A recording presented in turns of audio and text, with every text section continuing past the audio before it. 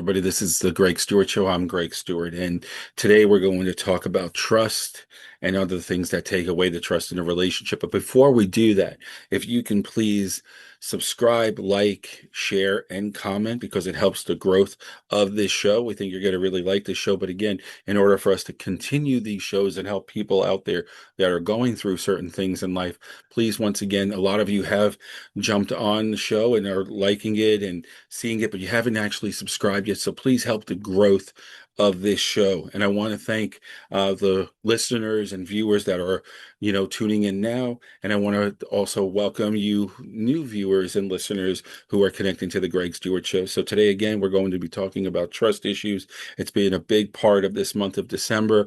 So for some reason, the holidays always seem to bring out the best of things, but sometimes even the worst of things. So again, let's tune into the show here today, and I'd love to get your perspective in the comments. But once again, please like, subscribe, and share. Let's go on to the show. Hello, everybody, and welcome to the Greg Stewart Show. And today, I have a couple people that wanted to talk about their relationships. So you're going to see me at times looking into the camera. You're going to see me at times not looking into the camera because I will be also speaking to a person via phone, and her name is Jessica, and she'll be on with us shortly. But she is going to be discussing with us her relationship and her concerns. And one of the things she's dealing with, just to get you up to speed, is she is dealing with trust issues. And this seems to be a very big theme of this particular month, a lot in my line of work, but it definitely seems to be a very big theme as of this month of December. I don't know if it has to do with Christmas, this, that, or what, but emotions seem to be a little higher in the relationship area, particularly with trust. And so Jessica is coming to us today in reference to dealing with trust issues due to infidelity and continuous lying. And so she wants to see if her marriage is worth saving, or is he just always going to lie? So we're going to talk about that today. And I'm going to get her here, I guess, on the phone because she doesn't want to be seen. So therefore, I want to respect her boundaries. Okay. And just coming up in just a moment, Jessica from Ohio. Okay. So on the line there, I'm going to unmute her in just a moment there, and we're going to get her perspective of her current relationship in reference to the trust issues that we had discussed prior. So without further ado, are you there? Yes, I'm here. Thank you, Greg. Thank you for taking the time to speak to me. And I do have relationship issues and concerns in reference to my significant other, or my boyfriend in this case, possibly soon to be ex-boyfriend, in reference to cheating. This is being recorded by us, but it will be online, and I do have your permission to put this online so people can learn from it. And go ahead and tell the audience a little bit about yourself. Live in Ohio, tell them your age. You don't have to share your last name, but tell us a little bit about yourself. Yes, my name is Jenny. I live in Ohio and I am 42 years of age. And I've been in a relationship for 7 years.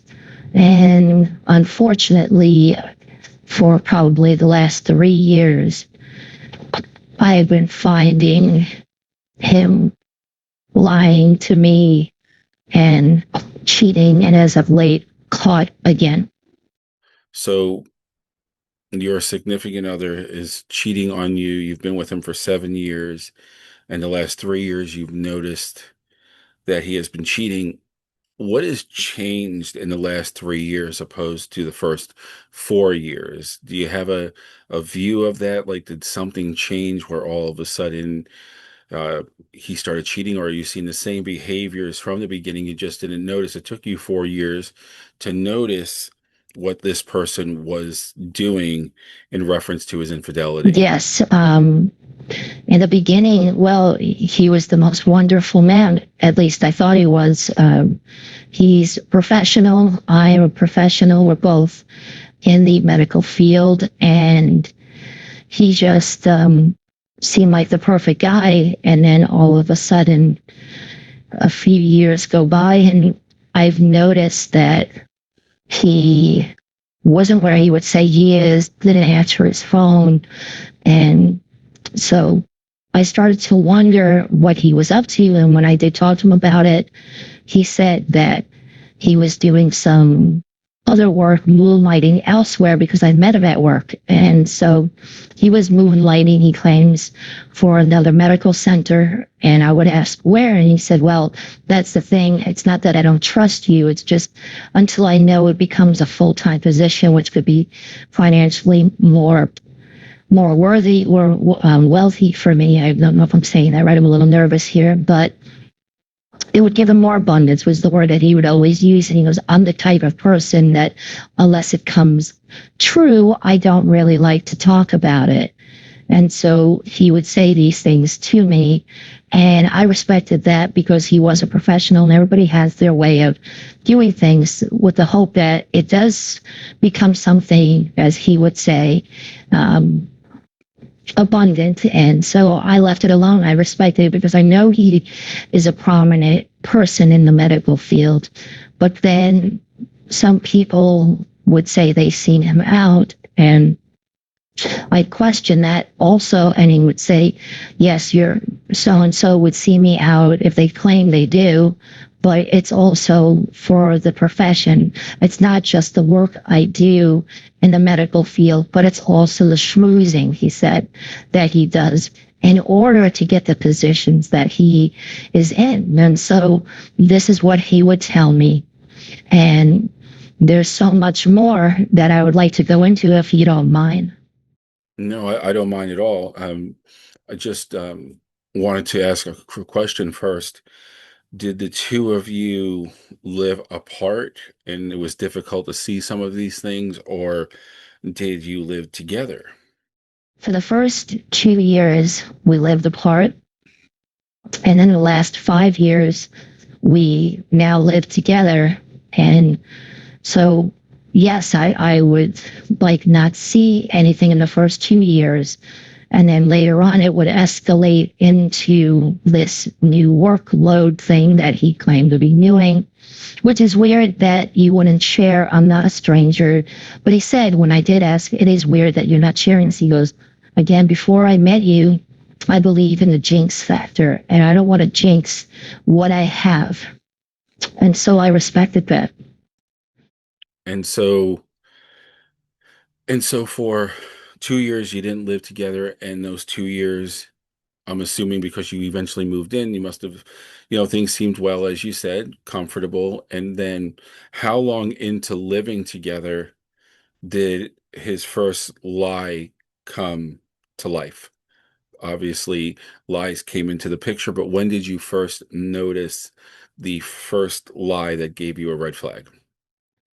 I noticed the first lie after he would go to work and he would leave the house, and he knew I had to get up at 4 in the morning to be at work.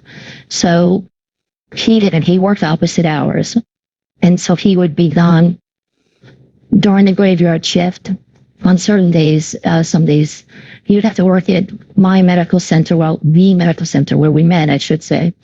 And then from there, his hours changed. And he said, that's where I'm going to moonlight. And I was wondering how he had so much energy when he was, working the night shift after working already another shift. So it was a little odd, but eventually he would work the graveyard shift at the center I was at, as well as the new center. At least that was the understanding I was. So one day I told one of my girlfriends, can you switch with me? I didn't tell him. And he thought I left for work. And so I followed him. And I followed him because I just didn't feel right about it. And I noticed that he wasn't going to any medical center and that he was going to someone's home. And so I waited outside in my car for about an hour to 2 hours. I literally was sitting there contemplating with myself, do I go up and knock at the door? Do I don't? But it just felt weird. And so eventually, about, I guess you could say 2 hours in, I knock at the door. There's no answer. And I still keep knocking. And then some lady comes down, very attractive, blonde haired lady. She comes and answers the door. And I said, I don't want to mention his name, but I said, I'll just call him my boyfriend. And I said, is so and so, my boyfriend, there? And she looked and she said, boyfriend. And she did say, you better come in for a moment. And she called him downstairs. He was upstairs. It was like a duplex home inside. And he comes downstairs and he is in utter shock.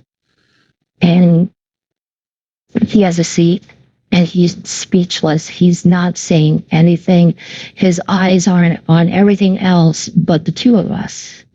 And so I said to him at this point, because we wasn't getting anywhere, we were both questioning him and he wasn't answering. And so I said, well, I'm going to leave now. And I don't know what transpired with them, but I'm going back home. And that's basically what I did. And then he eventually came home shortly afterwards. And he said, trying to put it on me, he said, you lied to me. And I said, I lied to you. And he said, yes, you lied to me. You told me you were working tonight. Of all things, he's going to throw that in my face, that you told me you were working tonight. And then you showed up at this home. And why would you lie to me like that? Why didn't you tell me you didn't trust me? And he literally would try to reverse this whole situation on me. And so eventually we would talk about it. And he said, this is part of the reason why I did what I did. So I said, there is no night shift thing, is there? There's only this person. And are you serious about this person? And he said, absolutely not. Now, I don't know if she just gave him his walking papers or what, but I said, are you serious about this person? And he said, no, I only did what I did for reasons exactly like this, that you don't trust me. And I need to be with someone that I know trusts me to be a part of their life. I need trust. And so he basically made me believe that I'm always skeptical about things, because at first it was a real job and I met this person at this job, and it escalated into something because she, frankly, as he's put it, gave me the more feeling of trust. And that was really the attraction. And she was very pretty, but he said that had nothing to do with it as much as it was what he was getting, which I wasn't giving him, which is trust. And now it's over with that person officially if you can basically give me trust. So it was like my fault at this point. So this confused me, and I didn't want it to be over. In fact, it broke my heart. I cried for hours and hours and started to blame myself that maybe it was me. Maybe I do something that made him feel that he wasn't trustworthy, because he has been for the first 2 years of the relationship. You know, I thought my Prince Charming. So therefore, I said, okay, I'm willing to try to make it work. So an interesting tale of things. So this person puts it in your lap. He basically doesn't take any responsibility for this at all. And that's usually the sign of a narcissist. What does this person, we could call him Mr. X if you want, what does Mr. X do for a living? He's a doctor.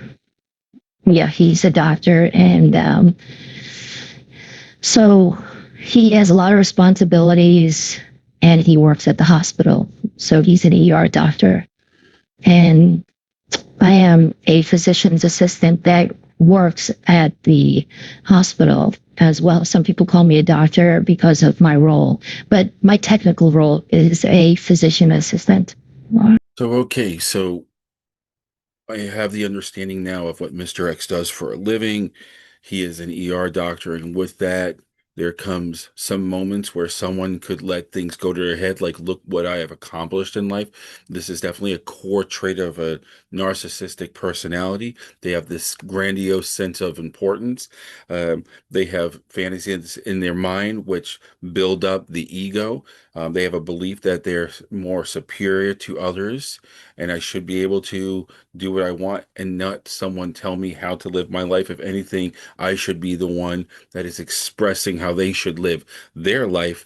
And they constantly need a they need a need for admiration. And it sounds like, just from him going person to person, utilizing you for his base, and then going from person to person in reference to sleeping with them, and he's making that happen, and then creating grandiose lies to make you believe that it's all you. And that goes with this sense of entitlement and personal empowerment, is that I'm about me at the end of the day. And they actually really talk themselves into how this is a greater good for themselves.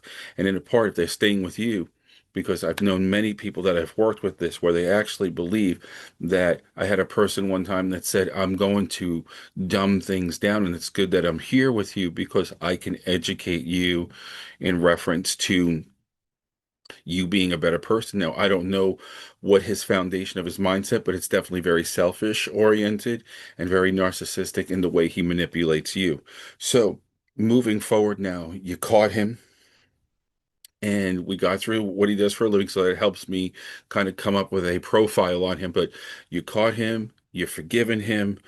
Now, moving forward, even though you're still feeling high emotions, does this settle things? I'm assuming it doesn't, because we're still here talking now today, and it's not just about that subject, but it sounds like it escalates.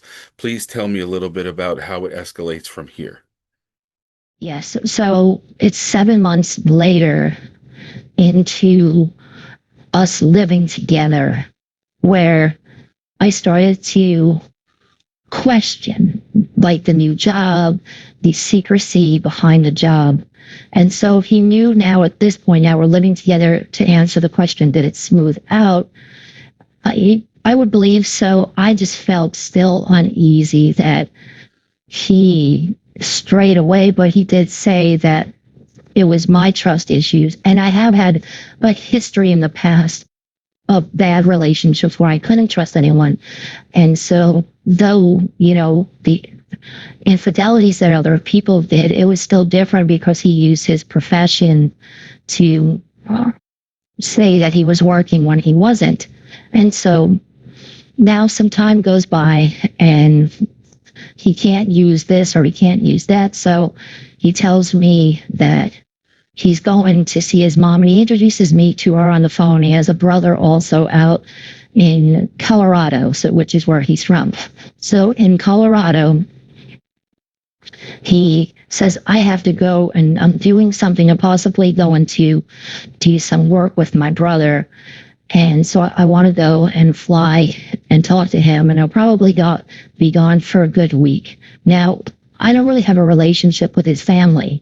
And we didn't, every once in a while we would do holidays, but because of the distance, even he said he wasn't that close as far as seeing them often. So it kept that distance between us, between me getting close to his family. And whenever we did things, we would mostly do things with my family because they live right here in Ohio. So I didn't think anything about it. And he was gone for a week, and he came back and he was acting very weird. And at this point, we're together now 4 out of the 7 years, if that helps. So, and he says, I'm going to have to go back and forth on my days off, to work this out. Can I go with you? And he said, yeah, if you can get off on this day. And every time he seemed to have to go to Colorado, it was a time where I had to work and I couldn't get off. And this was really odd to me. This was really weird to me. Like, it always just happened to fall. I said, can you ever do it when I'm off so I can go with you? And he said, my brother works too, and I can't alter his schedule. My schedule is a lot more flexible, and we really need to get this off the ground because I might even want to venture in this business in reference to Ohio. And I said, okay, what kind of business is it? And he said, well, I'm trying to get my brother into the physical therapy area because that's what he does. He's a PT. And we might want to start little physical therapy rehabs, and we're using what he does as a guinea pig model. So I'm helping finance, and I'm also learning. I'm also going to try to see what I can do to get reciprocity in Colorado. So it sounds legit. And so this would happen twice a month. It wouldn't be gone long. It would be a weekend, Friday till Sunday, back Monday, Friday through Sunday. But it was often, and it was happening for like 9 months, 9 months. And it just, again, gave me a red flag. It gave me a red flag. And so he would always check on me too. He would say, where are you at? And I would say, I'm going to work. And even people told me that, well, like as you call him, Mr. X, he would call the hospital. Is Jessica there tonight? Is Jessica there tonight? And so this would be an all the time thing. And that's when I put up the red flag. And at this point, I didn't care. I didn't care if at this point he knew if I was at work or not. So in his luggage, I bought another iPhone and I put it in his bag, and I planned to track him. And that's exactly what I did. I was able to track him, and he wasn't in Colorado. In fact, he was still in Ohio, but he was about 2 hours away, more close to the Cincinnati area where we work and live more near the Columbus area. So this was really odd to me. This was really odd, but I found him, and I found him. And once again, he was with another person. And it was the same exact MO. He was there with this person, and he was having an affair on me. So I was crushed. I went crying. I said, please don't come to the house. I don't want anything to do with you. You can have him. I told the woman, and I don't know what transpired with them, but I do know with me, that was it. I just had it. And so fast forward, he comes back to the house, and he's trying to blame me. He says, you're not giving me what I want. So now it went from trust to I'm not passionate enough. I don't give him enough intimacy because I'm so enthralled with working that I don't have time for him. And you are the reason, he said, meaning me. I am the reason why he sources out other women, because at least they show that he's of value. Whereas I'm never there. I'm never there for value. I'm never there for love. And so therefore I've had it. And so he said, I'll move out in a couple of days, and that'll be it. And so I'm going to interrupt you for a moment. So here he is manipulating you again, manipulating you. And now he had to come up with another lie because there was no deal. There was no deal with the brother. There was no business. There was no this, that, or what. It was just that he was with another woman, and with this woman a couple hours away this time, you found him through that. So it wasn't even a trust issue at this point. It was more so that um, you're not passionate enough. And then did he say anything else? Like, you said he said he's going to leave in a few days. You're still obviously together. You're 5.5, I'm thinking, years in. So up into the 7-year mark, which is now. Tell me a little bit about that. Tell me a little bit about 5 years, 5.5 years, where you're at. You catch him, you bust him, and he says he's leaving. But yet I have a feeling he's not leaving because we're still here today. So can you tell me a little bit about that? So yes, so he claims he's leaving, and I'm crying. I don't want to go to my mother's. I don't want to tell anyone at work. I don't want to tell anybody what's happening. I know it's going to eventually come out, and I don't really want to tell anybody. I'm crushed. I'm hurt. And I guess this made me vulnerable because now I am like an open book. He comes over to me and he's trying to hug me and tell me, I wish it didn't go this way. You have every quality that I want in a woman. You really do. It's just, I need you to be more there for me because I work hard as an ER doctor. I don't think you know, even though you work in the ER, the pressures that come with it. And I find my way of decompressing through emotional release, and emotional release means I wanted more intimacy. And I didn't know if you were capable of doing it because your schedule. And so here was a person that we just had coffee a few times and it escalated into this. And obviously, I'm not worried about not being with that person because that's not where I'm going. I work here, I live here. And now I have to find a place because obviously this damage can't be repaired. And so he said, or can it? And again, blaming myself again because we do work long hours in the ER. And so I started blaming myself again. My self-esteem was very low, especially coming from this. And at this point, we are 5.5 years into the relationship. And I said to him, do you ever think you could be faithful? And he said, I'm only not faithful because you're not emotionally available for me. Can you be emotionally available for me? And so I said I was willing to work it through. And I referenced to counseling. And he said, no, because the problem, I'm already aware that the problem is us, and us in a sense, you, and you in a sense, that as long as you could be emotionally available, we don't need any kind of counseling. And so I made myself more emotionally available, particularly in the intimacy era, even though it was really against everything because I was still hurt. I was still in a lot of pain, but I just, I gave in. I gave into it. And now we're in, the present year, like we're just hitting the 7-year mark, but, the 6th year, I feel as though he's still doing things because now when he is not around, I'll say, where are you? So I feel that everything that I caught him with, he's covered his tracks. It's like he learned how to cover his tracks because he has, where he says he is, people acknowledge that he is here. And I don't know if he is or not. And in intimacy, he says, you're giving in, but you're submitting to me is the word he used, but you're just not there.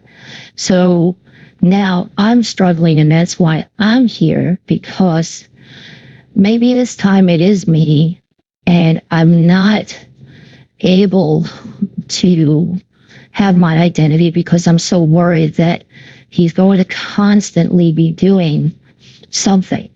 And I don't know what to do. I don't even know who I am anymore. And that's what I need to find out at this time.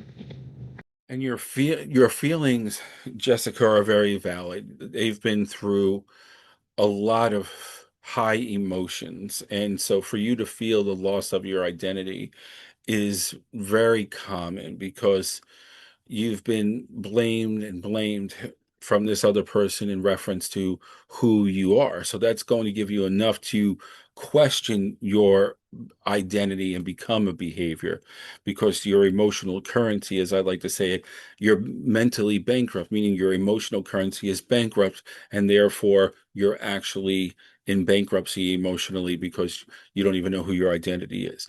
And that's one of the first things that I would reference to is getting back your identity. But one of my first questions is when you're not worried about where Mr. X is, what is your relationship like now? Before I can elaborate a little more. I feel like we're like roommates. I feel like we're roommates where I'm really just good for the sex. And the sex even isn't like making love anymore. It's more like I feel like a prostitute. It's like he wants me to act a certain way, dress a certain way, be a certain way, do things a certain way. I'm not even doing it for me.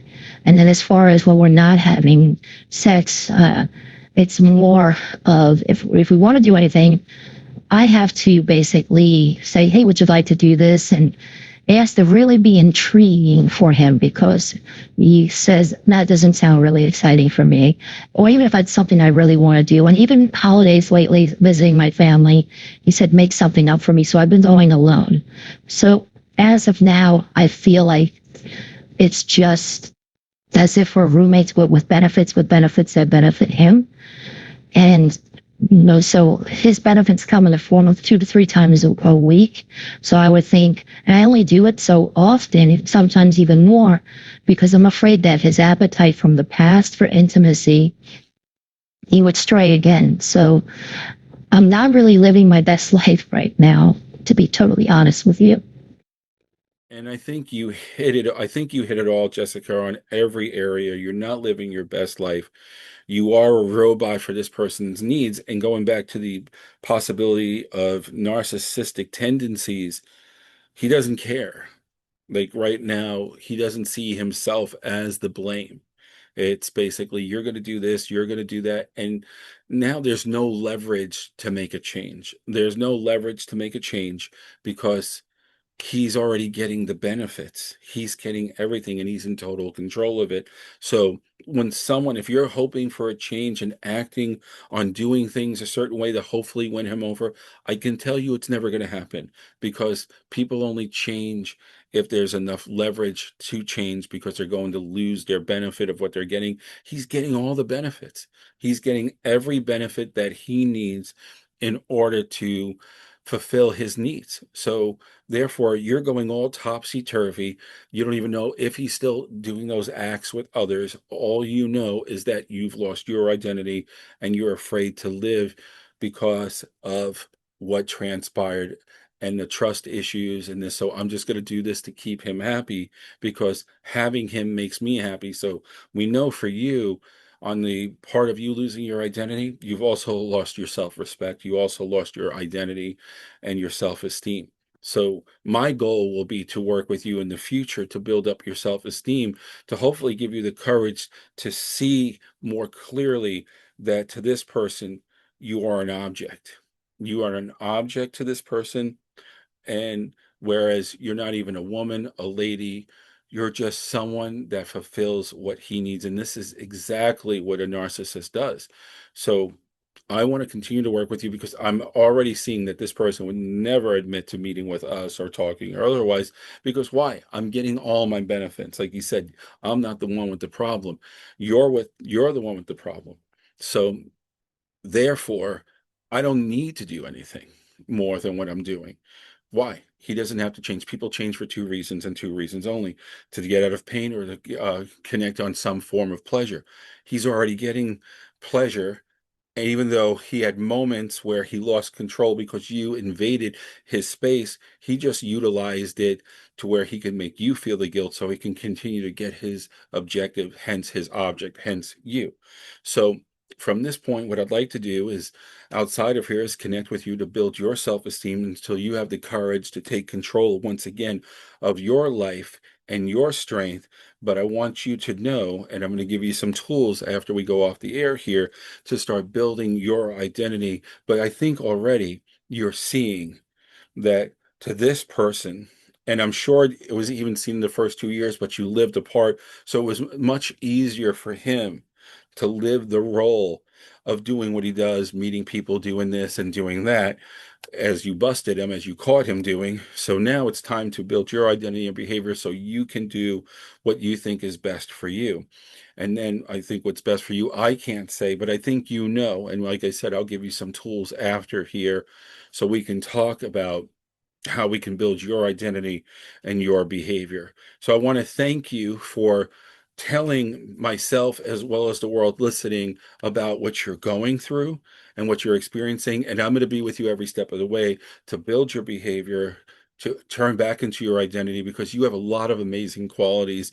You help people, you make a wonderful living, you are meeting every need for you. You're just not seeing it because you've been under a mask for so long to fulfill someone else that you've lost your identity. So we're going to help you with that there. Oh, I'm going to help you with that. So hang on the air there. and I'm going to say goodbye to my people who are listening in, but hang on.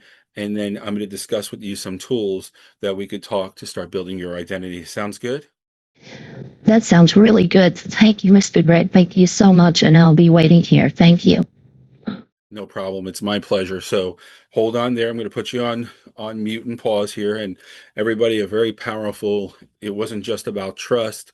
It was about intimacy. It's about someone taking advantage of a person for their own needs, and their known needs beyond needs because they're narcissistic needs, meaning I'm going to take care of me. I'm going to take care of my ego because that's what I'm doing here. I'm inflating my ego. And the more someone gives me power, the stronger this person's superpowers get. And their superpowers are to take care of one for all and all for none, and build up their emotional currency, which is really shallow at the end of the day. But they found a way to live with it, to say, hey, this is my superpower and I'm going to use this to its advantage. I have all of these things going for me. I mean, if this one doesn't want to be here, like, notice he threw those other women to the side. He immediately came back to Jessica because that's where his home was at the moment. That was her only leverage, and she didn't know how to utilize it because she just let him stay. Let him stay. So she didn't realize, well, how come he came back? He must still really love me. He didn't hesitate. He was back within 30 minutes after I busted him. So she justified his ways. She basically said, this has got to be love, right? But he didn't even care about those other women, the victims, I call, just as much as she is. So we're going to build on that for her so she can see he's not coming back for the greater of love for you. He's coming back for the greater love of him. So I'm going to build that with her, and then we'll do some updates down the road to see how Jessica does long term for her greater good. But I hope this was helpful for you. If you'd like to be on the show, if you have any questions, whether it's this topic or future topics, go ahead and comment and say, hey, I'd like to be on this, or also email us. There's an email right here at the bottom where you can reach out and say, hey, you know what? I'd like to be on your show and talk about some things I'm going, or even a different topic entirely. Please reach out. The more the merrier, or also comment and share, like, subscribe, because you are helping many people by being a part of this. So until next time, have a great day or evening. This is the Greg Stewart Show, and thanks for listening, watching, and all of the above.